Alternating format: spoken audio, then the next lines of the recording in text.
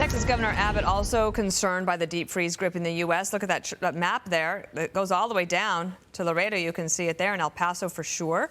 And Abbott says President Biden's lack of a border policy is putting lives at risk. The polar vortex is expected to reach Texas this week and could create dangerous conditions for thousands of migrants who are still camping outside. Joining us now is Texas Governor Greg Abbott. And, you know, the administration yesterday asked the Supreme Court, let's punt this decision on Title 42 for another week because they'll get to have their holiday. But no one that works for you is going to get to spend their Christmas without thinking about how to manage this crisis on the border, sir. Yeah, so we're having to manage the crisis on the border, regardless of what's happening, because even before the potential lifting of Title 42, we've seen this massive influx. But you got to go back to see the way that the Biden administration has handled this whole situation. They've handled the border crisis and created the border crisis in the exact same way that they were responsible for creating the crisis in Afghanistan. Completely unprepared, complete disaster. And Texas is left to pick up the pieces of the disaster caused by the Biden administration. So the other day, Vice President Mike Pence was with us, and we asked him why it's going on. He said it's because of an open border policy. That was his answer now. Now, you were asked about this by ABC's Martha Raddatz, and it's gotten a lot of attention. I just want to play it for viewers so they get up to speed, and I'll ask you about this. Watch. You talk about the border wall, you talk about open borders. I don't think I've ever heard President Biden say, we have an open border, come on over. But people I have heard say it are you, are former President Trump, or Ron DeSantis. How did you answer that query? Well, I explained to her exactly, for one, how the Biden administration has been constantly talking about open borders, enticing people to come into the United States. But also I explained that if you go back in time, just 2.5 years ago, it was the Trump administration that imposed the Title 42, the remain in Mexico, the end of catch and release, and building the wall. And what the Trump administration has done was lead to the lowest border crossings in decades. And it was only after Joe Biden took office and used his open border policies, we have an all-time record in the number of people coming across the border illegally. I wondered about what you think of this omnibus bill that the Republicans and Democrats are getting together in Congress to try to pass this for the year. There's $25 billion in there for the CBP, but it says you can't actually spend it on border patrol.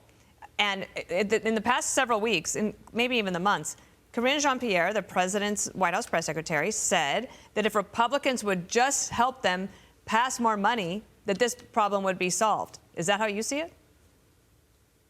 Well, for one, if they passed more money, but it had to be passed to be used effectively to actually secure the border. And what the omnibus bill, not easy to say, what it does not provide is for more security. But let's go back and look at some of the outrageous things in there. Listen, I know that the United States is committed to try to help Ukraine, but I just wish, and American people would hope, that for every dollar they give to the Ukraine, they would give just a dime to secure our own border.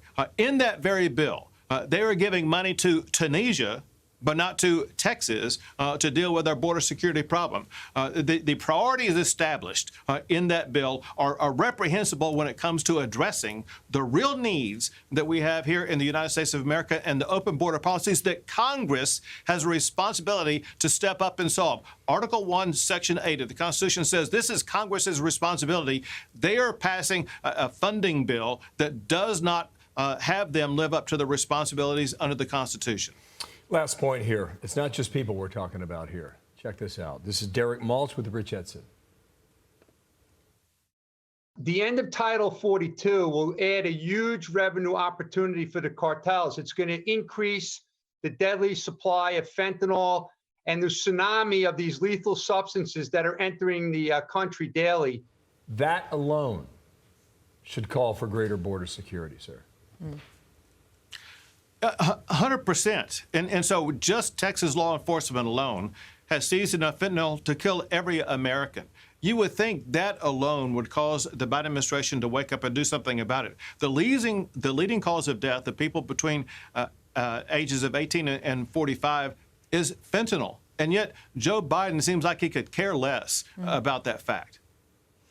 Governor Greg Abbott, you have a lot on your plate. We appreciate you coming on. Wish you a Merry Christmas as well. Thank you, sir. Thank you all. Merry Christmas to you all and to everybody in our great country. Thank you. Thank you. I'm Steve Ducey. I'm Brian Kilmeade. And I'm Ainsley Earhart. And click here to subscribe to the Fox News YouTube page to catch our hottest interviews and most compelling analysis.